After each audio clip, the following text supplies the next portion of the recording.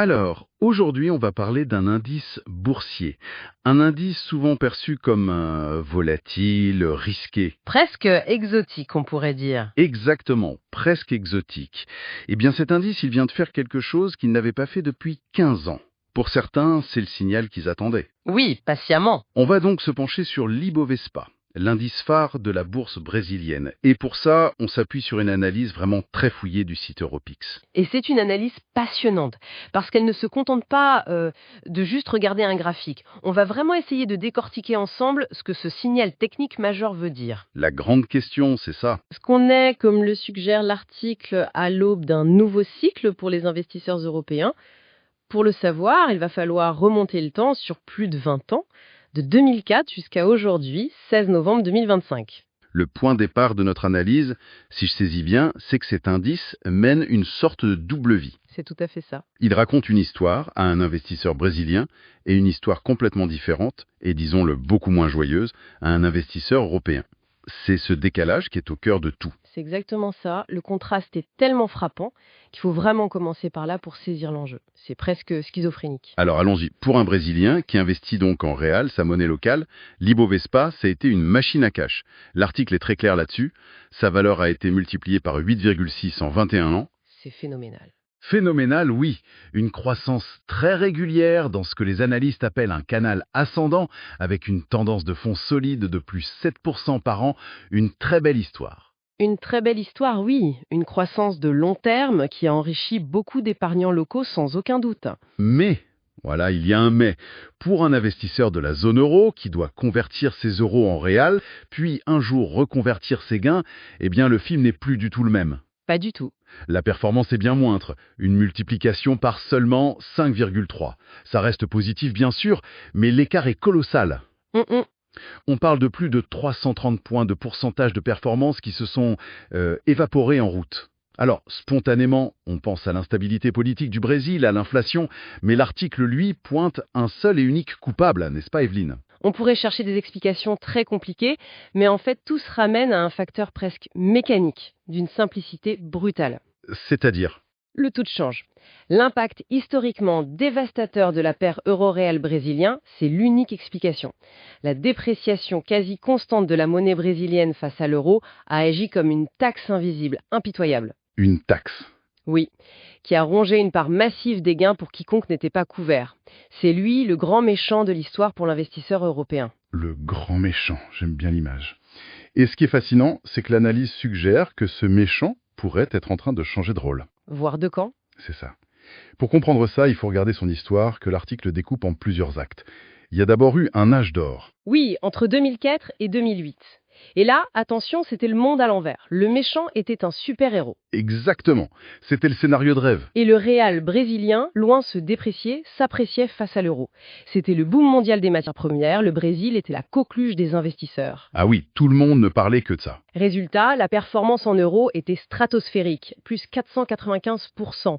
Elle pulvérisait la performance déjà excellente en monnaie locale qui était de plus 297%. Le change n'était pas un frein, c'était un turbo. Un turbo, voilà. Un turbo alimenté par un contexte mondial exceptionnel. C'était le premier mandat de Lula, une période de stabilité politique, de réforme. La Chine avait un appétit d'ogre pour le minerai de fer, le soja. Le pétrole brésilien. Le Brésil était la star des BRICS. Une époque dorée, mais qui n'a pas duré. Après l'âge d'or, l'article décrit la grande désillusion, entre 2011 et 2016. Et là, le turbo se transforme en encre. c'est le retour de bâton. Et il est violent. Le supercycle des matières premières s'essouffle et en parallèle, le Brésil plonge dans une crise politique et morale sans précédent avec le scandale Petrobras. L'opération Lava Jato. Oui, et l'article insiste sur ce point. C'est le point de rupture. Les chiffres donnent le vertige. On parle de 42 milliards de réals détournés, la valorisation de Petrobras, le joyau national, qui s'effondre de 60%.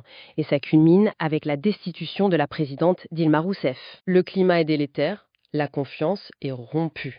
Et pour le réal, c'est la Bérésina. C'est un exemple d'école de l'impact d'une crise de confiance. Ce n'est pas que Petrobras. Non, bien sûr que non. Lava Jato a mis à nu une corruption endémique. Ça a paralysé des pans entiers de l'économie, la construction par exemple, et ça a provoqué la pire récession de l'histoire moderne du pays. Et les capitaux étrangers, Ils ont fui en masse, ce qui a mécaniquement fait plonger la monnaie. C'est cette période-là qui a durablement ancré dans l'esprit des investisseurs cette idée que le réal était un handicap structurel, un risque impossible à gérer. On voit bien comment le traumatisme s'est installé. Mais, et c'est le cœur de l'analyse, l'article montre qu'un tournant majeur s'opère depuis 2021. Le réal a cessé sa chute libre. Il s'est stabilisé. Oui, il évolue dans une sorte de couloir assez prévisible, entre 5 et 7 réals pour 1 euro. On n'est plus du tout dans la même dynamique. Et ça, ce n'est pas un hasard, ce n'est pas un simple répit, et c'est ça qui est important. L'article montre bien que cette stabilisation repose sur des piliers structurels, des fondamentaux économiques solides. D'accord, lesquels par exemple? Premièrement, le Brésil est devenu une puissance exportatrice agricole et minière qui dégage des excédents commerciaux records. Le monde a besoin de son soja, de sa viande, de son minerai de fer. Ce qu'on appelle parfois la ferme du monde. C'est un peu ça, oui. Deuxièmement, pour lutter contre l'inflation, sa banque centrale a maintenu des taux d'intérêt réels parmi les plus élevés au monde. Le fameux taux Selic est à 10,75%, ça attire les capitaux. Exactement. Ça attire massivement les capitaux qui cherchent du rendement et ça soutient la monnaie. Et il y a d'autres raisons, la demande pour les matières premières de la transition énergétique, le retour de Lula qui s'est avéré plus pragmatique que prévu. D'accord. Et l'impact concret, on le voit dans les chiffres les plus récents. Sur la période 2020-2025, la hausse de 126,8% de l'Ibovespa, en réal, ne se traduit que par une hausse de 110% en euros. Que oui. L'écart n'est plus que de moins 17 points. On est très loin des moins 20, moins 22 points qu'on subissait pendant la grande désillusion. Le boulet qu'on traînait au pied est devenu beaucoup, beaucoup plus léger. C'est ça. Le handicap s'est considérablement réduit. Le grand méchant n'est plus aussi méchant. Il est devenu gérable. Et c'est là que ça devient passionnant parce que cette nouvelle donne monétaire coïncide pile au même moment avec un autre événement. Un événement purement graphique que cette fois. C'est ça, le fameux signal technique. Pling! Et c'est la convergence des deux qui rend la situation si particulière. En monnaie locale, en réal, l'indice continue sa vie, il poursuit sa route dans son canal haussier. Pas d'événement marquant. Une belle tendance de fond, mais rien de nouveau. Par contre, si on bascule sur le graphique en euros, il vient de se passer quelque chose de majeur en ce mois de novembre 2025. Quelque chose que les analystes techniques attendaient depuis des années. L'indice vient de casser, de franchir une ligne de résistance baissière qui tenait depuis 15 ans. 15 ans, c'est énorme en analyse technique. Depuis les sommets de 2011 avant la grande désillusion. Chaque fois qu'il essayait de rebondir en euros, il venait buter contre cette ligne et repartait à la baisse. Et là, pour la première fois, il est passé au-dessus. Et il faut bien comprendre que ce n'est pas juste un détail pour passionnés de graphique. Ce genre de signal a des implications profondes. Premièrement, ça signifie potentiellement la fin d'un cycle baissier de très très long terme. Le plafond de verre est brisé. C'est exactement ça. Cette pression vendeuse qui écrasait chaque rebond, elle a sauté. Et deuxièmement, et c'est peut-être le plus important, ça peut entraîner un changement radical de psychologie de marché. C'est-à-dire? Pendant 15 ans, la logique, c'était de vendre les rebonds. Dès que le marché montait un peu, la méfiance revenait, on prenait ses bénéfices. En se disant que le réal allait de toute façon finir par baisser et tout effacer. Voilà, la cassure de cette résistance pourrait inverser complètement cette logique. On pourrait passer à une mentalité d'acheter les creux, où chaque petite baisse est vue comme une opportunité. La perception même du risque change en fait. Pendant 15 ans, ce plafond semblait infranchissable. Maintenant, le sol pourrait devenir un tremplin. C'est un renversement psychologique complet. Et le signal le plus puissant, c'est la convergence.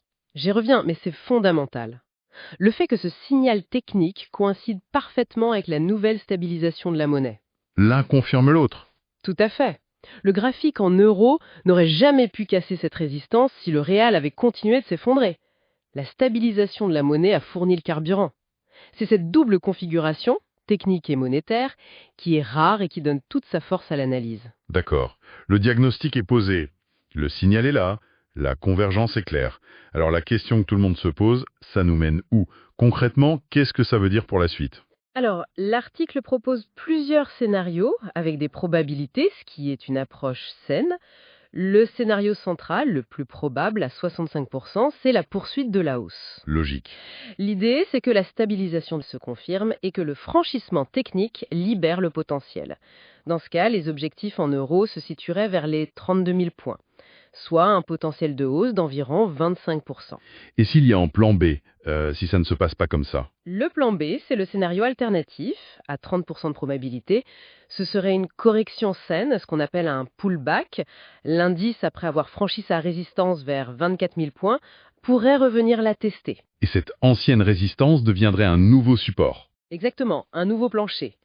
Et dans cette optique, une telle baisse ne serait pas vue comme un signal négatif, mais au contraire, comme une opportunité d'achat pour ceux qui ont raté le premier mouvement. Donc même dans ce scénario de baisse à court terme, la tendance de fond resterait positive. Il reste le scénario noir. Oui, mais avec une très faible probabilité de 5%. Pour que ça arrive, il faudrait un choc majeur, une nouvelle crise politique gravissime, un effondrement des prix des matières premières. Quelque chose qui ferait replonger le réal. Voilà, quelque chose qui annulerait toute la dynamique actuelle. Un risque jugé très faible aujourd'hui. Ce qui est frappant si on prend un peu de recul, c'est qu'au final, le message principal, c'est que l'article estime à 85% la probabilité que le taux de change soit neutre ou même favorable. C'est ça, le vrai changement de paradigme. On n'est plus face à l'ennemi public numéro 1. C'est le message le plus important. On passe d'un vent de face permanent à un facteur qui, dans la très grande majorité des cas, ne devrait plus pénaliser la performance. Et pourrait même, qui sait, se remettre à la bonifier. Donc pour résumer, on a un tableau complètement nouveau qui repose sur une histoire cohérente en 3 actes. D'abord, l'acte technique, ce franchissement de la résistance de 15 ans en euros. C'est factuel. Indiscutable. Ensuite, l'acte monétaire, la stabilisation du réal qui cesse d'être ce frein majeur. C'est peut-être l'élément le plus transformateur. Et enfin, l'acte fondamental. Une économie brésilienne qui, malgré ses défis, semble structurellement bien orientée, portée par des exportations et des toits attractifs. Le puzzle s'assemble. Oui, de manière assez convaincante. Et l'article se termine sur une pensée que je trouve très juste. La question centrale pour les prochaines années est d'une simplicité désarmante. Cette stabilisation du réal est-elle durable? Ou un simple accident de l'histoire. Voilà. Si la réponse est oui, comme les fondamentaux le suggèrent, alors le franchissement de novembre 2025 pourrait bien marquer le véritable point de départ du rattrapage. La question centrale pour les années qui viennent est finalement assez simple. Cette nouvelle stabilité du réal, est-ce un changement durable, un nouveau régime ou juste une pause? Les fondamentaux, comme la balance commerciale ou les taux d'intérêt, semblent plaider pour la durabilité. Si c'est le cas, alors le potentiel de hausse ne se limite pas à un simple rattrapage technique. Et ça nous amène à nous interroger, quels sont les facteurs de risque qui pourraient faire dérailler ce bel alignement? Et par extension, est-ce qu'on observe des changements similaires dans d'autres grandes économies dépendantes des matières premières?